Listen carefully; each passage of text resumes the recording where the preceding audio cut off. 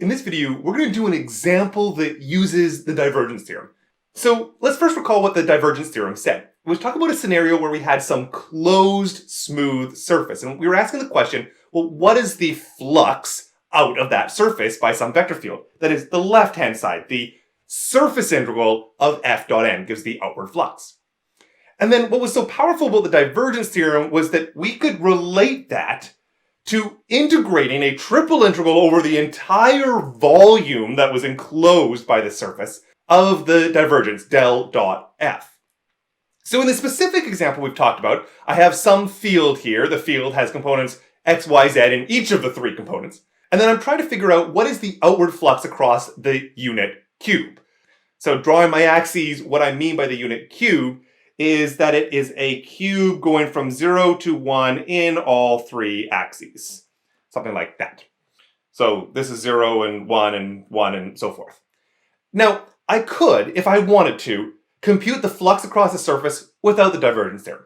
This surface has 6 sides, and so the flux across the surface will be the sum of 6 different integrals, and each of those I could do. And actually, it's a decent exercise for you to pause and try to do, particularly because 3 of the sides are going to be 0 given the field that I have. It's not so bad. But in this video, we're not going to compute the flux directly. We're going to go and use the divergence theorem, which instead of having 6 different surface integrals for the 6 sides, we're going to have one integral that's going to be very easy to compute. So I'm going to use the right side of the divergence theorem. So giving myself a bit more space, the first thing I need to do is compute the divergence of f. So this is the sum of the partial respect to x of the first component, partial respect to y of the second component, and the partial respect to z of the third component. So first component here, we'll maybe call it the m is x, y, and z. The partial of that with respect to x is equal to y, z. Then I'm going to take the partial of the second component, which we often call n, partial of that with respect to y, which is going to leave me with an x, z. And then finally the third component, which we often call p, partial of p with respect to z is going to give me a x, y. And so what I'm interested in computing then is the triple integral of this divergence. So I'll just copy and paste yz plus xz plus xy. I'll put that in brackets. And then I'm going to do an integral with respect to volume, a little dx, dy, dz. In more complicated examples, maybe you're going to care about which order the dv you do. Is it dx, dy, dz, or some other permutation? And if the region was easier to describe in terms of the limits one way or the other, you might have a preference. But in here, it's the unit cube. So x is going between 0 and 1, y is going between 0 and 1, and z is going between 0 and 1. That's all I get. And by the divergence theorem, this entire thing better be equal to that surface integral, the f dot n d sigma. That is the flux across the cube. Okay, so let's go and try to actually do this computation now. It shouldn't be so bad for us. Well, first I'm going to do the integral with respect to x, so I'll leave the outer two integrals up, 0 to 1 and 0 to 1. The first term is yz. It integrates to yz times x between 0 and 1 is just going to give me y times z. There is an x in the second term, so it integrates to x squared over 2 times z, and then evaluated between 0 and 1 is just going to give me z divided by 2.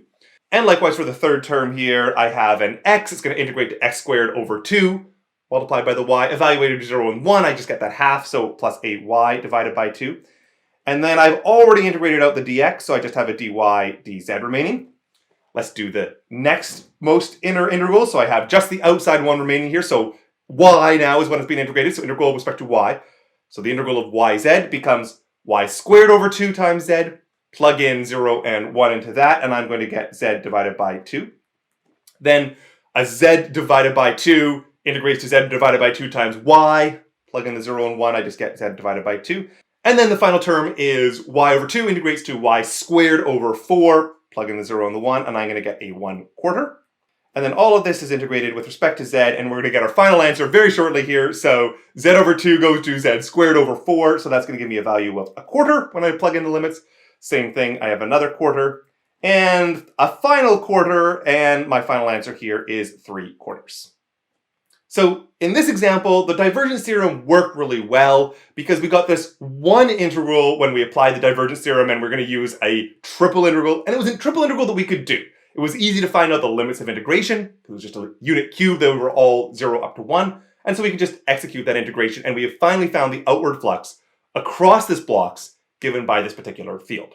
And in general, whether you want to use the divergence theorem or just the standard old flux integrals that we've seen before, just depends on the computational efficiency of the problem. If you can do the flux integrals without the divergence theorem, great. If it's easier to do with the divergence theorem, that's great too.